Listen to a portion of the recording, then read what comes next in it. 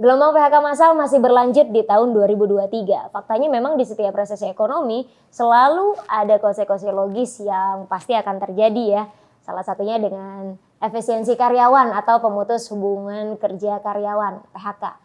Bagaimana ya caranya kita nih sebagai karyawan bisa terhindar dari PHK di kantor? Data menarik dari McKinsey bahwa karyawan yang memiliki kemampuan beradaptasi dengan cepat, kemudian kemampuan berinovasi, kemampuan berpikir kritis, dan juga kemampuan mengatasi masalah itu cenderung lebih aman di kondisi saat ini.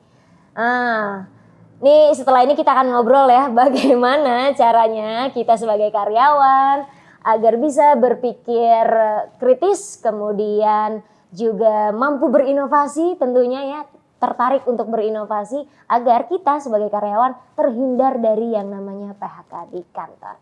Yuk langsung aja kita simak di Cias Fireside Chat bersama Adlil Umarat berikut ini.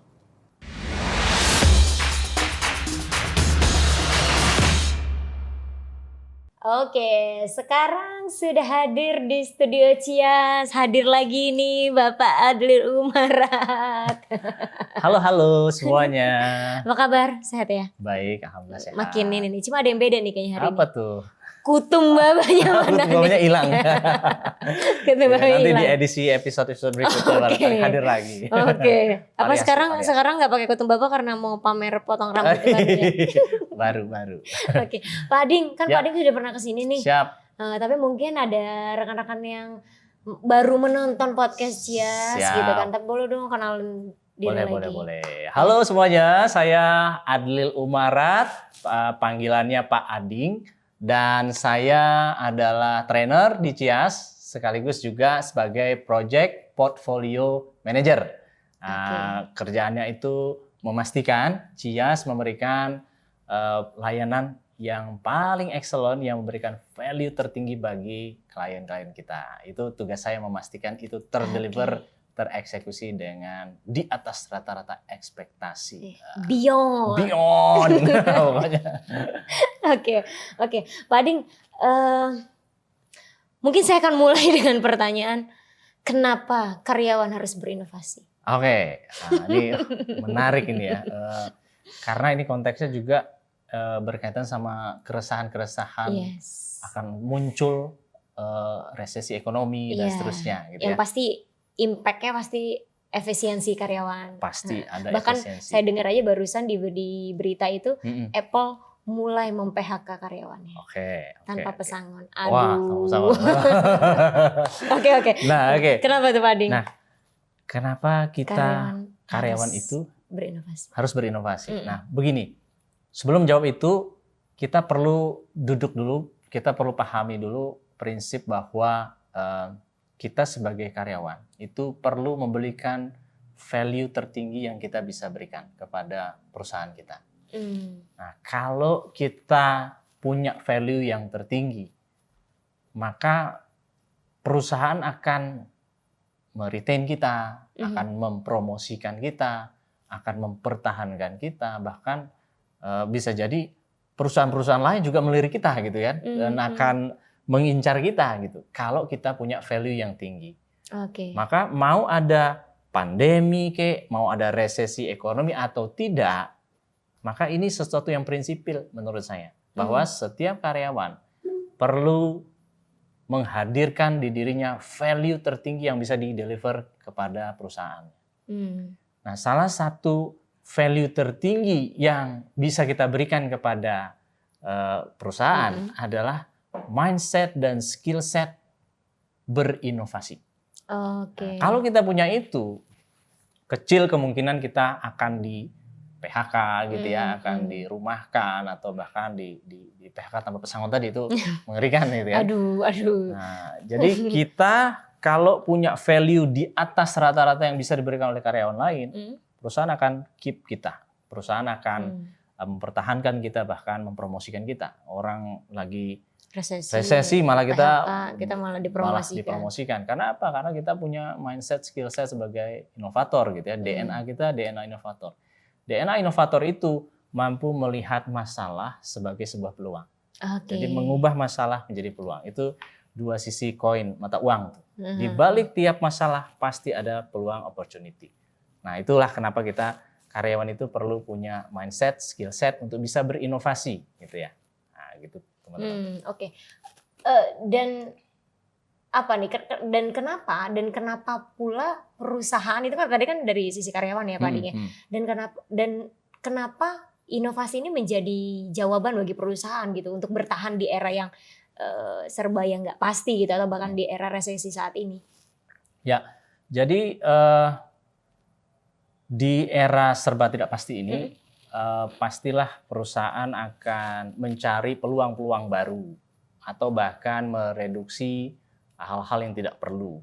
Maka dia butuh talenta-talenta yang punya skill untuk bisa menghadirkan solusi-solusi baru.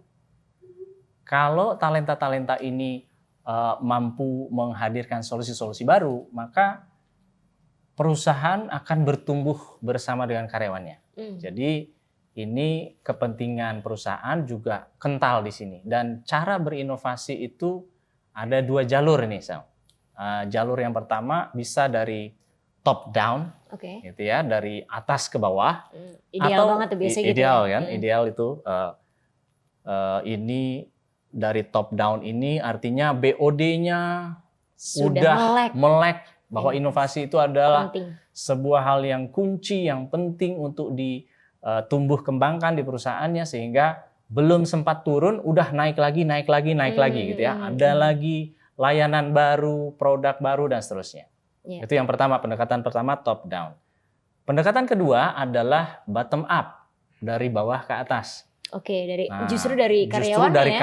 Dari karyawannya, dari grassroots, dari akar rumput itu justru mengidekan, mensolusikan gitu ya, mengusulkan bahwa ada nih hal-hal yang tidak efektif dan bisa jadi itu bisa dibuatkan inovasi tertentu sehingga kerja lebih produktif, lebih inovatif gitu ya. Nah, itu bisa dari bawah ke atas, diusulkan oleh karyawannya sendiri. Nah, dua cara ini adalah hal yang sangat penting untuk dilakukan oleh perusahaan. Dan perusahaan punya kepentingan yang besar di sana. Kalau mereka nggak punya investasi di SDM-nya yang bisa berinovasi, saat ini akan penuh ketidakpastian. Maka yang pasti itu adalah manakala SDM-nya itu mampu berpikir lebih produktif lagi, lebih inovatif lagi. Itu investasi yang mahal saat ini. Di saat sekarang semua serba AI gitu kan.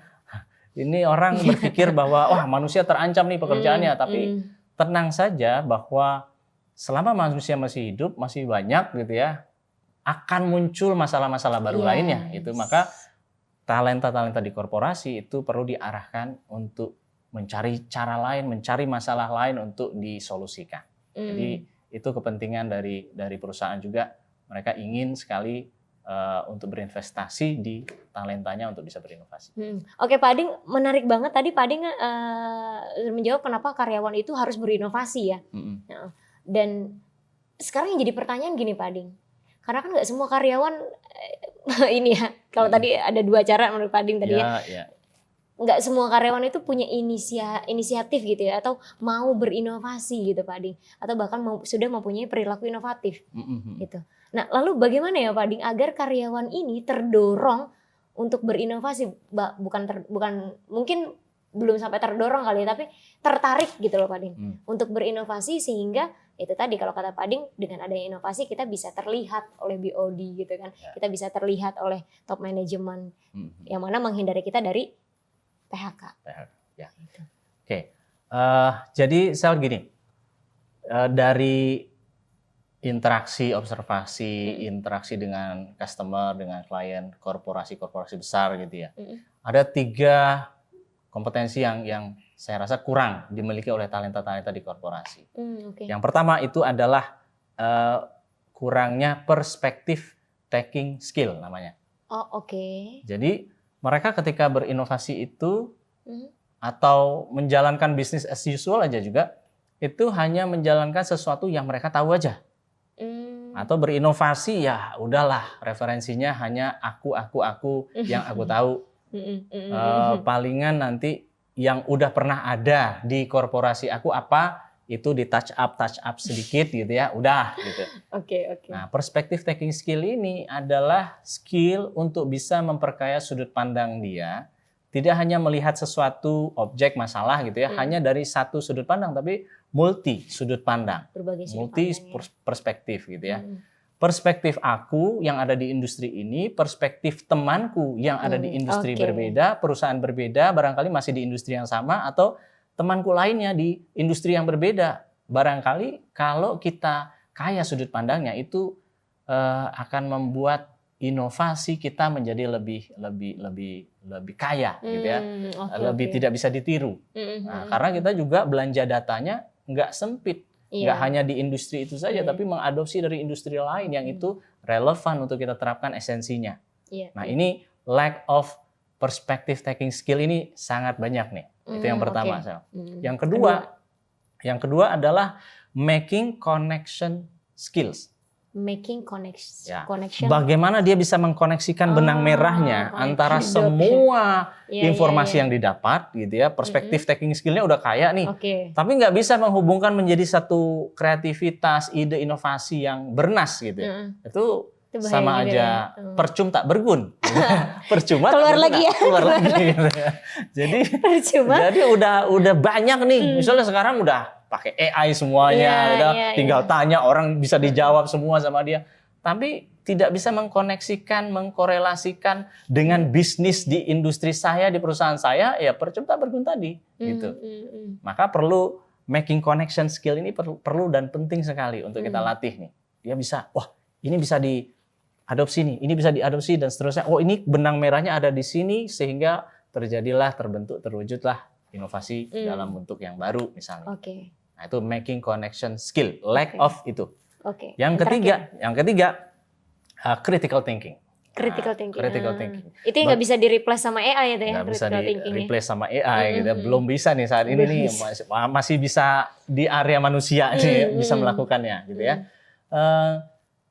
Berkaitan sama kenapa perlu melakukan ini, kenapa perlu melakukan itu, atau bahkan men-challenge diri kita atau men-challenge BOD kita, why not kita melakukan ini? Toh juga resikonya kalau kita kalkulasi itu kecil, rendah, atau bahkan nggak ada resiko. Nah, bagaimana kita bisa meyakinkan diri kita dan lingkungan kita atau bahkan atasan kita untuk bisa melakukan terobosan inovasi gitu ya? Itu butuh skill yang namanya critical thinking. Jangan manut-manut aja sama apa yang udah ada saat ini, tapi challenge diri kita, kenapa harus begitu? Kenapa harus speknya itu? Apakah tidak bisa diganti dengan yang lain dan seterusnya. Perlu men-challenge diri kita untuk itu. Critical thinking skill. Nah, 3 ini ini kekurangan nih di perusahaan, di korporasi, di talent korporasi.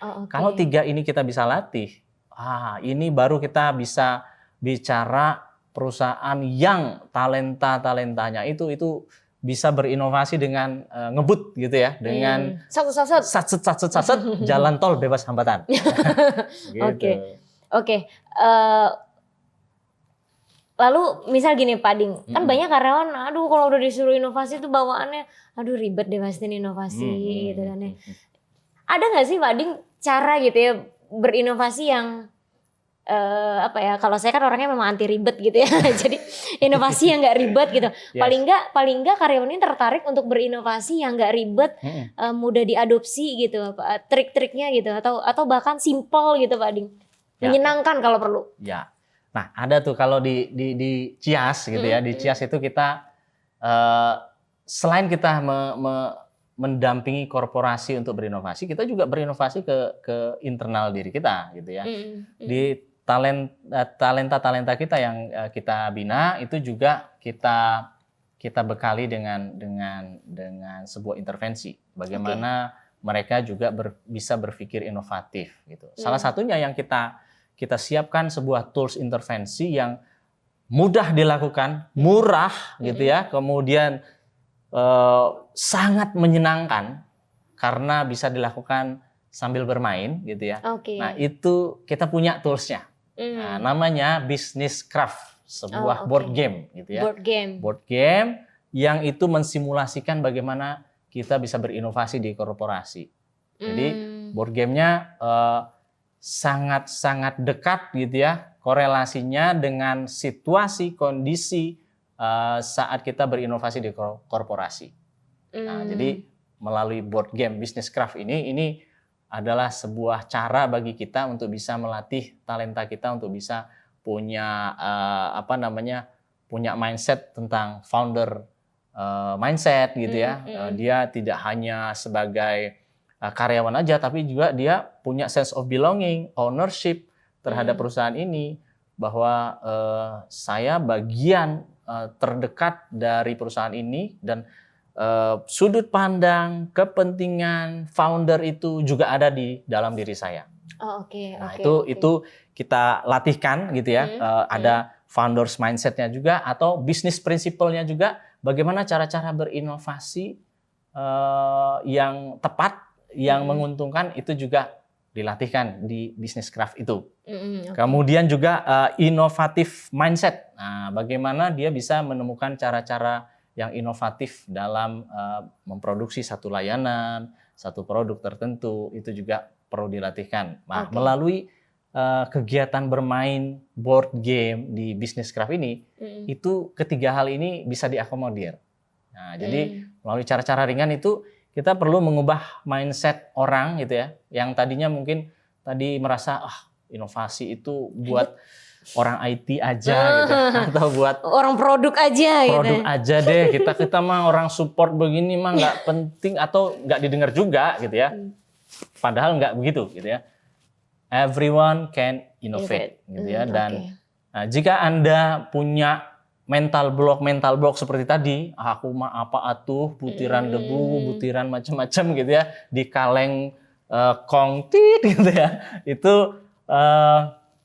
itu dirontokkan dulu. Nah, salah satu cara merontokkan mental block tadi itu melalui main itu tadi. Main Business Craft itu bakal seru, bakal asyik banget pokoknya. Tiba-tiba kita di akhir permainan itu kita udah shifting tuh. Wah, seseru itu ya. Berbisnis, berinovasi tuh seseru itu gitu. Oke, jadi board game ini adalah papan permainan gitu ya. Kan kalau dulu waktu saya kecil tuh ada main monopoli gitu ya, Pak Ading ya.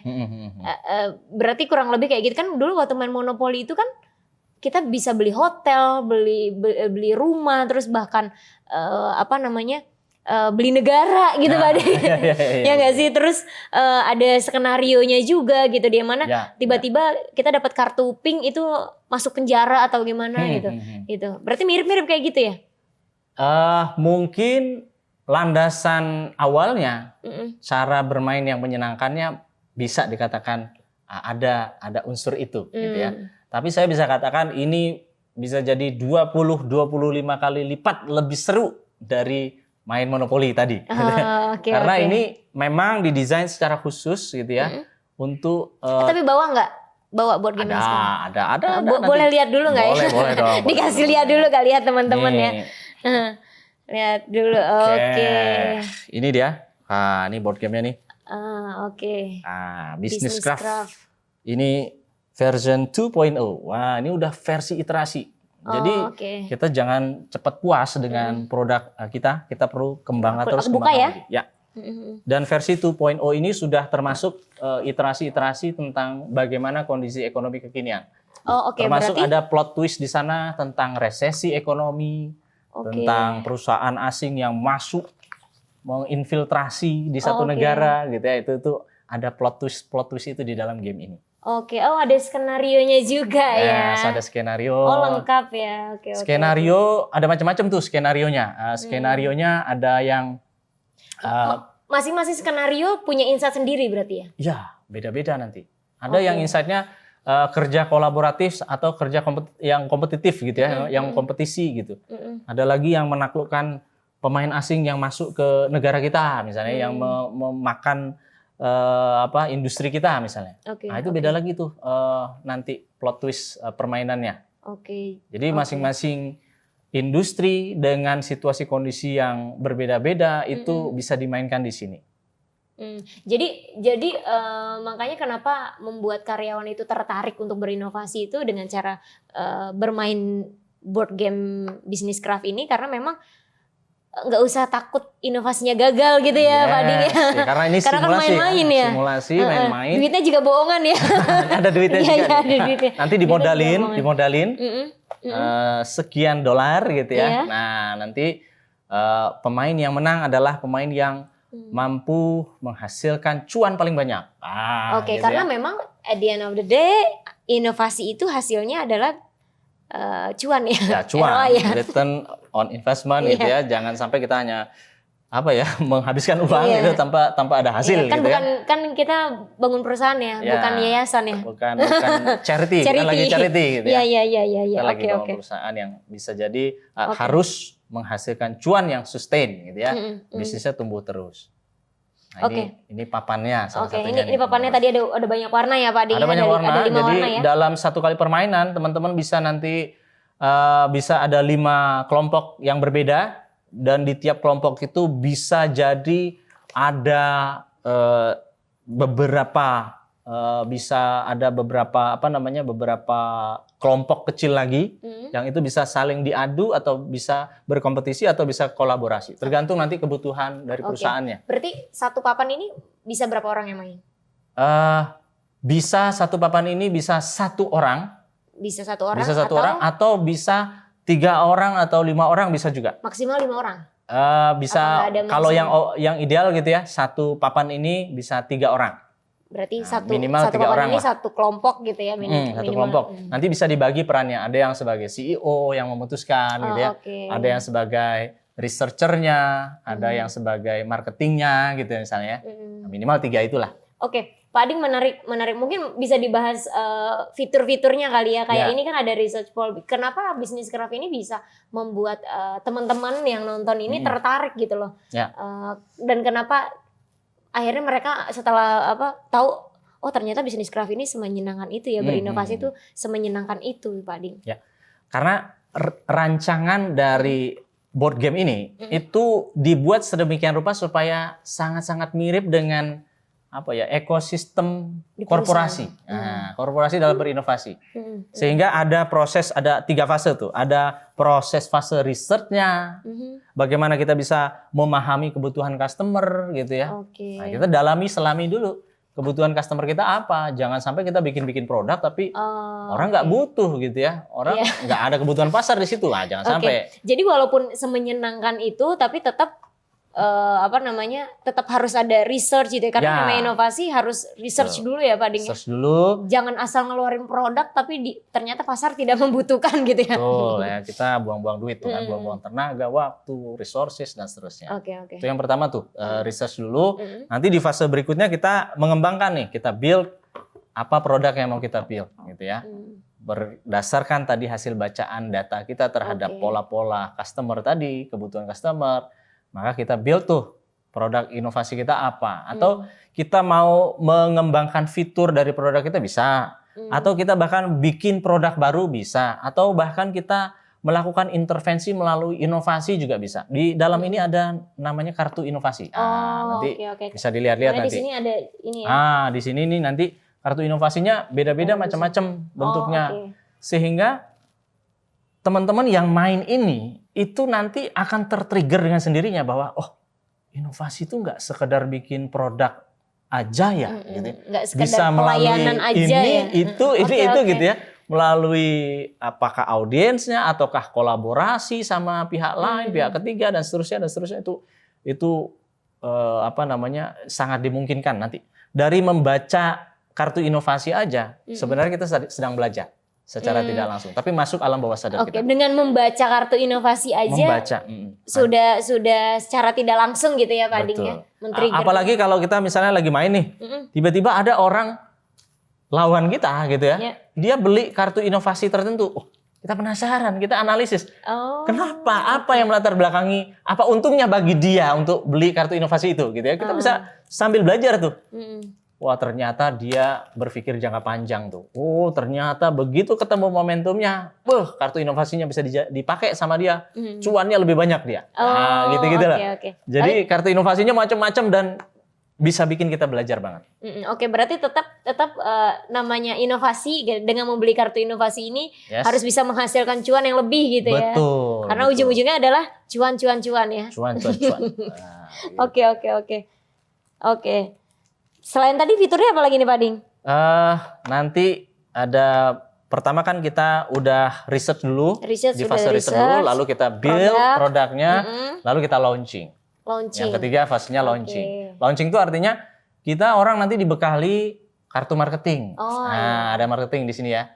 Nah, di marketing itu tiap perusahaan kan beda-beda tuh dapat kesempatannya. Nggak mungkin di setiap saat kita dapat budget marketing yang besar, yang luas reach-nya, enggak. Sekali waktu kita lagi kismin nih, lagi miskin nih gitu ya. Budgetnya terbatas nih dan seterusnya. Maka kita perlu cerdik dalam berstrategi. Di situ tuh kita lihat lawan gitu ya. Oh, dia keluarin kartu marketing yang mana nih kira-kira dan seterusnya. Kita menakar diri kita dan berstrategi. Dan seru banget kalau kita mainnya dalam satu squad itu misalnya terdiri dari 3 orang gitu. Jadi terjadi diskusi itu. Kelihatan orang yang punya nyali besar, yang nyali ciut, safe player gitu, kelihatan semua terbongkar topeng-topengnya. Pada faktanya kan di dalam korporat itu juga nggak melulu budget marketing itu memang nggak melulu ini kan, nggak melulu besar gitu karena memang ngelihat lagi lagi resesi kita lagi press budget nih, jadi cuma budgetnya ada sekian gitu. Oke, menarik nih Pak Ding ya. Apa main aja sekarang kita? Sampai malam itu saking serunya. Oke Pak Ding, nggak main ya sekarang kita? Jangan nanti sampai malam itu. Keseruannya itu bahkan itu Sel itu bisa sampai ketawa-ketawa, marah-marah. Dinamika dramanya tuh banyak banget. Ada drama. Kalau main ini tuh betul-betul luar biasa. Ada drama-dramanya ya. Oke. Tapi menarik Pak Ding, dengan bisnis craft ini kan teman-teman bisa belajar inovasi sambil bermain gitu ya, dan menyenangkan, simple gitu kan. But apa sih insight yang bisa kita dapat nih Pak Ding ketika kita main bisnis craft ini gitu ya, dan apa insight apa yang bisa kita adopsi juga untuk perusahaan kita? Jadi minimal itu ada 3 ya yang paling penting menurut saya ya, yang saya rasakan sendiri dari proses bermain bisnis craft ini. Yang pertama, learning insight yang didapatkan oleh tiap peserta, walaupun dia memainkan ini berkali-kali, itu pasti akan berbeda-beda. Jadi sesering apapun Anda main, itu pasti dapat sudut pandang baru, aha moment, learning insight, pembelajaran terbaik yang berbeda-beda dan valuable.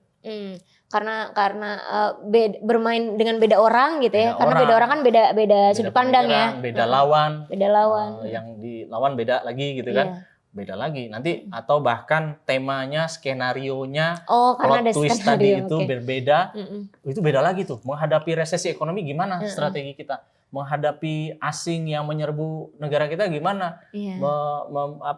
Kalau ada pinjaman bank dan seterusnya dan lain sebagainya, itu banyak banget tuh plot twist yang bisa dimainkan di skenario di dalam bisnis craft ini.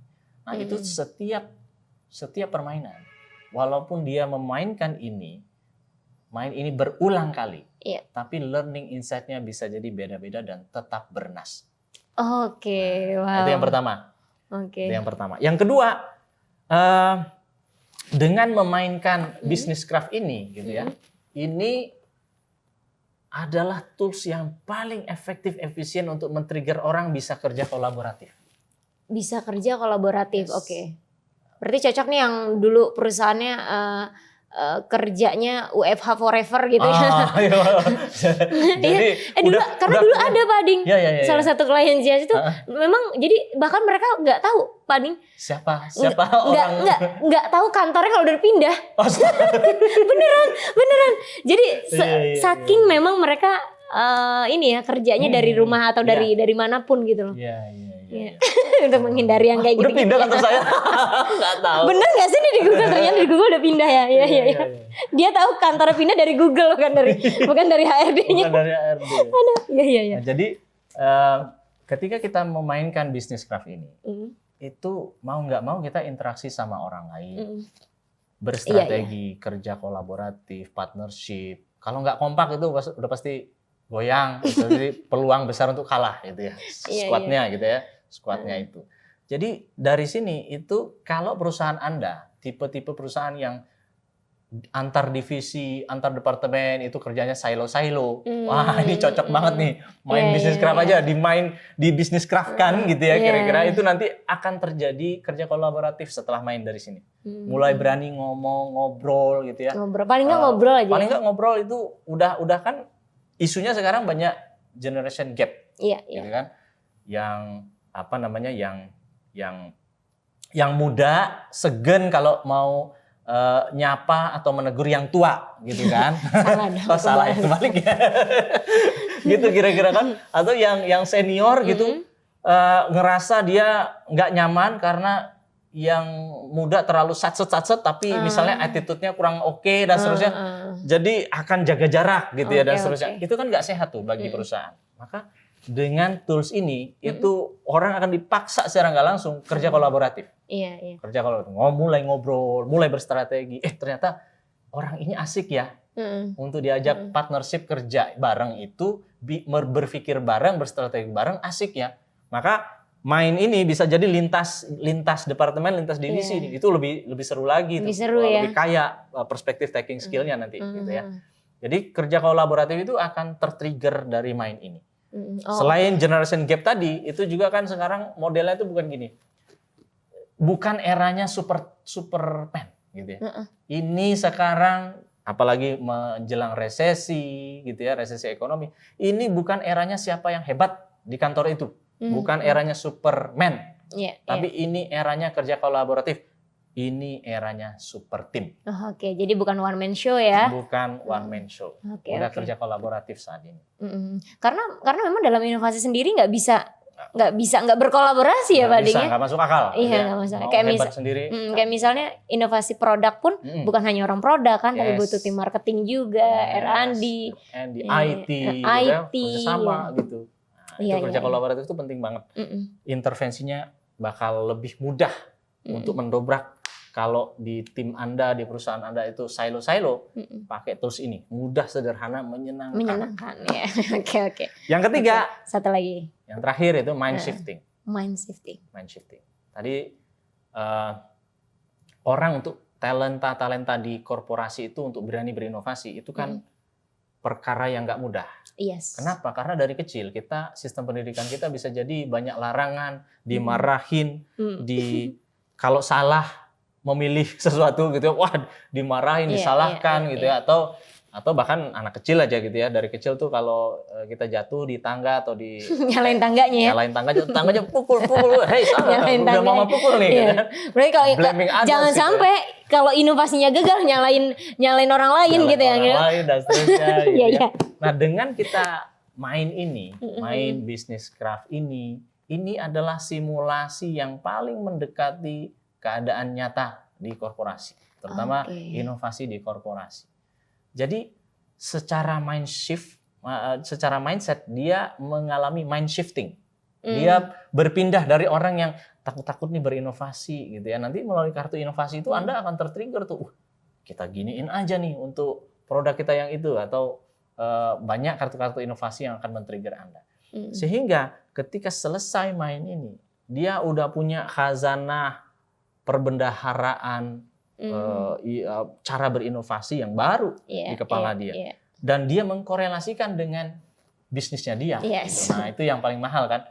Main, menyenangkan, tertawa terbahak-bahak, banyak dramanya bahkan itu yang mengesankan. Tapi juga sekaligus dia dapat insight-nya dan dia korelasikan dengan pekerjaannya. Itu kan yang paling penting. Jangan sampai ini kita training misalnya gitu ya. Tapi begitu pulang ke perusahaan, ke pekerjaan, nggak ada impact-nya. Nah, ini kan bahkan tidak diimplementasikan gitu ya. Ini dengan baca kartu inovasinya aja. Baca kartu inovasinya, melihat strategi lawan mainnya, itu aja dia udah belajar sesuatu tuh. Dia mau menang atau mau kalah pun pasti dapat learning insight yang terbaik. Untuk bisa dia menang mau kalah pasti dapat learning insight ya. Dan itu proses mind shifting yang mahal menurut saya. begitu. Oke, jadi mudah-mudahan ya teman-teman ini yang mendengar obrolan kita, jadi udah ternyata menarik ya inovasi ya. Inovasi itu sesuatu yang menyenangkan. Everyone can innovate. Jangan sampai kita di era sekarang kita tidak punya DNA sebagai inovator. Nah, itu sayang sekali. Sayang sekali ya. Karena orang yang punya DNA sebagai inovator itu kan value-nya tinggi, naik kelas terus. Kehidupannya jauh lebih baik lagi. Karena dia melihat permasalahan sebagai peluang untuk melakukan action tertentu yang solutif. Nah, itu kan DNA seorang inovator. Benar-benar. Tapi teman-teman kalau mau lebih lanjut tentang DNA inovator tadi ya, membangun habit-habit jadi inovator gitu ya, atau perilaku inovatif, itu ada kemarin aku ngobrol sama Mas Gozali tentang perilaku inovatif. Nanti linknya mungkin nanti bisa di ini nih ya, di atas ini. Siap. Oke, Pak Ading, makasih banyak nih. Sama-sama. Tapi sayangnya kita nggak main nih hari ini. Hari ini enggak. Nanti kita set up waktunya ya. Oke. Main sama-sama dalam grup yang besar, itu bakal lebih seru lagi. Iya, kalau grup besar berarti lebih banyak lagi insight-nya. Lebih banyak lagi insight-nya, lebih seru, lebih pecah. Lebih pecah. Zaman now tuh lebih pecah pokoknya. Oke. Sip, Pak Ading, terima kasih banyak. Sama-sama. Dan mudah-mudahan teman-teman yang nonton ini bisa tertarik, bukan hanya tertarik tapi langsung gitu ya. Langsung. Pokoknya saya menantikan main bareng Play Day dengan Cias. Business Craft ini sangat-sangat valuable. Oke, sip. Oke, thank you Pak Ading. Sama-sama. Sehat selalu ya Pak Ading ya. Kapan-kapan kita undang lagi ya. Siap. Menantikan diundang lagi. Tinggal book kalender saya. Sip. Thank you Pak Ading. Ya, sama-sama.